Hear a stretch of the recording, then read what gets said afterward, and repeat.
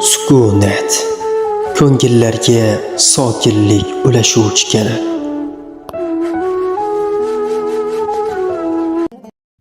Shum qadam. Muallif Olimjon Hayit. الله يا كريم يا وسع الرحمة. Kech kirdi. Lola ahyon-ahyonda og'ilxonaga bosh suqib, Suyunboydan xabar olgan bo'lar, ammo bolaning unsiz yig'layverib qizarib ketgan ko'zlariga, uni ko'rgan zahoti umidvor termilib qarashlariga boqardi-yu, ko'rmaganga solardi. Ertalabgacha shu taxlit yotsang, mulla mingan eshakday bo'lib qolasan, o'yladi u eshikni yopayotib. Otang bilmasa bas. Seni shunday tarbiyalab qo'yayki, odam bashara bo'lgin. Shom mahali hovliga Suvonqul aka kirib keldi. Charchagan ekanmi, yuz qo'lini cho'yan chogundagi suvga yuvgach, borib so'riga yon boshladi. Lola esa hech gap bo'lmagandek bir kosa ovqatni uning oldiga taq etib qo'ydi-da, og'ir uf tortgan kuyi ro'parasiga o'tirdi. Suyun ko'rinmaydimi? Kutilmaganda so'rab qoldi Suvonqul aka atrofga alanglab. Kech kirganda o'ynab yuradigan odati yo'q edi. Voy, o'shaningiz yurmasinmi? Lablarini burib eriga boqdi Lola. Baloning yo'quningiz. Hali ko'p to'k tepib ketadi. Hali kimlarningdir velosipedini minib o'tib qoladi. Hoy, ovqatingni yeb ol deganimga quloq solmaydi uningiz. Lola so'zini tugatib ulgurmay, og'ilxona ichidan kimningdir dodlagani eshitildi. Suvonqul aka avvaliga e'tibor qilmadi. Dodvoy tovushi bir necha 10 marota eshitilgach, shoshib o'rnidan turdi-yu, og'ilxonaga o'zini urdi. Lola ham erining ketidan pildiragancha yugurib ichkariga kirdi. "Iye, Suyun, senga nima bo'ldi?" Suvonqul aka o'g'lini jon holatda arqondan bo'shatib olib bag'riga bosdi. "Kim seni bog'lab qo'ydi? Qaysi yaramas?" "Voy xudoyim!" boshini changallab qichqirdi Lola. "Voy, men o'lib qo'ya qolay. Dadasi ko'rdingizmi? Bu bola emas, baloning o'zi. O'zini osib, keyin meni aybdor qilmoqchi yashamagur. Ko'rdingizmi? Ko'rib qo'ying bolangizni qanaqaligini." "O'chir ovozingni." Suvonqul aka bolani so'riga olib borib yotqizdi. "Bolam, nega unday qilding? Hali yosh bo'lsang, shunaqa ham qiladimi odam?" Suyunboy indamasdi. Faqat og'riyotgan badanini silab-silab qo'yardi. Kechagi qiynoqlardan yurak oldirib qo'ygan Suyunboy erta tong otasi ishga ketishi bilan uning ortidan ko'chaga chiqdi. Lola ichkarida xamir qorayotgandi. Suyunboyning ko'chaga chiqqanini payqamadi. Bola arqon izlari qolgan bilaklarini, yelkalarini qo'rqa-pisa silay-silay katta yo'l tomon keta boshladi. U o'gay ona chaqirib qolishidan, yana azobga solishidan juda qo'rqar, tez-tez orqasiga o'girilib, tobora o'zidan olisda qolayotgan darvozaga qarab qo'yardi. Qishloq ko'chasidan o'tib turgan odamlarning ham parvoyi falak, 5 yashar bolaning nimasidan gumon qilishsin? Hech gapdan xabarlari bo'lmasa. Suyunboy serqatnov yo'lga bir amallab yetib ham oldi. Bu yo'l qayerga olib borishini bilmasa-da, tavakkal asosiy qatnov tarafga qarab yo'l soldi. Bolakay bu yog'iga nima qilishni, qayerga borishni o'ylab ham ko'rmagandi. Bunga aqli ham yetmasdi. Faqat o'gay onasidan uzoqlarda bo'lishni, tinchgina yashashni istardi. Kaltaklarni, haqoratlar va turtkilarni o'ylagan sayin yuragini vahima bosib, yanada qadamini tezlatardi. Yura-yura charchaganini his etib, yo'l chetidagi tol soyaga kelib o'tirdi. Atrof jimjit. Bolani qistovga oladigan hech kim yo'q. Yo'lning ikki tomoni bug'doy dala, u daraxtga suyangan kuyi ko'zlarini yumdi. Suyunboyni shu lahzadayoq uyqu elta boshlagandi. "Iye, bolagay, bu yerda nima qilib o'tiribsan?" Suyunboy uyqu orasida bu ovozni Lolanikiga o'xshatdimi, beixtiyor qichqirib yubordi. "Dada." Hay, bolaginam, qo'rqma. Qani o'rningdan turchi." U ko'zlarini ochib, tepasida oppoq soqolli, qo'lida tayoq tutgan qariyani ko'rdi. Tayoq bilan urmoqchi shekilli deb o'ylab, ehtiyotkorlik bilan o'rnidan qo'zg'aldi-da, o'zini orqaga oldi. "Meni urmang. Endi bunday qilmayman." Qariya kulib yubordi. "Obbo seni, nega urarkanman? Ha, mana bu tayoqdan qo'rqib ketdingmi? Qo'rqma, men bu bilan qo'ylarimni haydayman." "Xo'sh, kimning bolasisan o'zi? Nega bu yerda uxlayapsan?"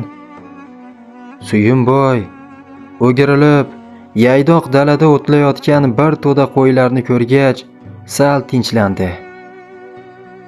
"Xo'sh, kimsan o'zing?" so'rashda davom etdi qariya. "Suyunboyman", javob qildi u. "Shunaqa degin, ajoyib isming bor ekan-ku. Qayerda turasan?" Suyunboy sekin burnini tortib qo'ydi. "Hech qayerda." "Qanaqasiga? Uying bo'lish kerak-ku. Negadir seni taniy olmay turibman. Bu yerning bolasiga o'xshamayapsan. Yo, bolalar uyidan qochdingmi, a?" "Yo'q", dedi Suyunboy bosh egib. "Qochganim yo'q." Qariya hech narsaga tushunmay, birpas o'ylanib turdi-da, bolaning yelkasidan tutdi. "Bo'pti. Sen shu yerda o'tira tur. Men qo'ylarni yana biroz o'tlataman u, keyin seni uyga olib boraman. Balki xolang tanib qolar seni. Bo'ptimi?" Suyunboy bosh irg'ab ma'qul ishorasini qildi va qaytib joyiga o'tirdi. Taqdir taqozosi bilan Suvonqul aka shu yerda bir paykal narida ishlardi. Dam olib o'tirib, beixtiyor qariyaga ko'zi tushib qoldi. "Ha, otaxon, qo'y boqishga chiqibsiz-da?" deya qariyaga yaqin kelib so'rashish uchun qo'l cho'zdi u. "Xo'sh, dunyoda nima gaplar, ota?" "Nima gap bo'lardi?" deya tol tomon ishora qildi qariya. "Hov, ana bu daraxt soyasida bir bola uxlayotgan ekan. Uyi yo'qmi yo qochib ketganmi bila olmadim. So'rasam, indamay yerga qaraydi. Negadir tanimadim. Balki sen tanirsan-a?" "Bola?" hayron bo'lib, o'sha tomon tikilib qaradi Suvonqul.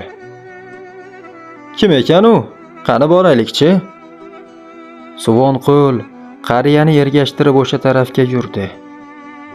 Daraxtga 2-3 qadam qolganda birdan to'xtab, ketmonini bir chetga irg'itib yubordi-da, indamaygina o'y surayotgan Suyunboyga yopishdi. "O'g'lim, sen bu yerda nima qilib o'tiribsan?" Bolani siltay boshladi Suvonqul. "Nima qilib o'tiribsan? Yo mening oldimga keldingmi? Meni topolmay, shu yerda uxlab qoldingmi? Nega indamaysan, gapirsang-chi?" Suyunboy otaning ko'zlariga bir muddat iltijo bilan termilib to'satdan yig'lab yubordi. "Adashib qoldim, dada." Yig'i aralash so'zlanib Suvonqul akaning oyoqlariga yopishdi u. "Nega unda ko'chaga bir o'zing chiqding? Onangga aytsang bo'lardi-ku." "Uni yomon ko'raman. Qo'rqaman." Bo'pti, yig'lama. Qani yurchi? Hozir Shipanga borib ikkalamiz tushlik qilamiz. Yura qol." Otaning oldiga tushgan kuyi istamaygina Shipon tomon yo'l olgan Suyunboy xayolan o'ylab qo'ydi. "Baribir qochib ketaman." Kechqurun. Har qalay, Suyunboy tinch uxladi. O'gay ona erining gapi bilan jirkana uning ko'kargan joylariga malham qo'ydi. Bola Lolaning ko'z qarashlaridan qo'rqib qolgandi. Malham surayotganda ko'zlarini yumib oldi. Yuragi esa taka-puka edi. Ishqilib, ertaga urushmasaydi. U soat 9lardan oshganda uyqudan uyg'onib, ehtiyotkorlik bilan ostonada turib, hovlini kuzatdi. So'rida o'gay onasi, qo'shnilari Marjon xola bilan choy ichib o'tirardi. Suyunboy nima qilishni bilmay ostonada turib qoldi. Hovliga chiqay desa, Lolaning baqirib qolishidan cho'chidi. Yotaverish ham bu ayolga ma'qul kelmasdi. Buni Suyunboy keyingi vaqtlarda bilib qolgan. O'ylab turib sekingina tomorqaga o'tib ketmoqchi bo'ldi. Oyoq uchida ohista qadam tashlab, endi o'choq boshiga yetgandiki, kutilmaganda Lola orqasiga o'girildi. Suyunboy taqqa to'xtadi. Hozir to'polon boshlanishini ko'ngli sezib tayyor turdi. "Ha, so'laymay o'lgur", qichqirdi Lola o'tirgan yerida. "Nega qoqqan qoziqday bir yerda qotib qolding? Yo, ishtoningni xo'l qilib yura olmay qoldingmi?" Bu gapni eshitib, 60 dan oshgan Marjon kampir kulib yubordi. "Ja, boplaysiz-da Lolaxon", uy bekasini maqtagan bo'ldi u. "Bolani qo'rqitib yubormang tag'in." Marjon kampir tugul, mahalladagi kattadan kichigigacha Lolaning shallaqiligini, cho'rtkasarligini yaxshi bilardi. Kampir ham bilmay aytib yuborgan gapidan o'zi xijolatda qoldimi, Lolaning bir o'qrayishidan so'ng unini o'chirdi. "Sizga nima xola?" Beixtiyor o'rnidan turib ikki qo'lini beliga tiragancha Suyunboy tomon yuzlanib o'qraydi Lola. "Indamay choyingizni ichaversangizchi?" "Bo'pti, men chiqa qolay. Tag'in sutim toshib ketmasin." Marjon kampir imi-jimida piyoladagi sovuqroq qolgan choyni ho'plagan bo'ldi-da, yo'l-yo'lakay kalishini oyog'iga ilib hovlini tark etdi.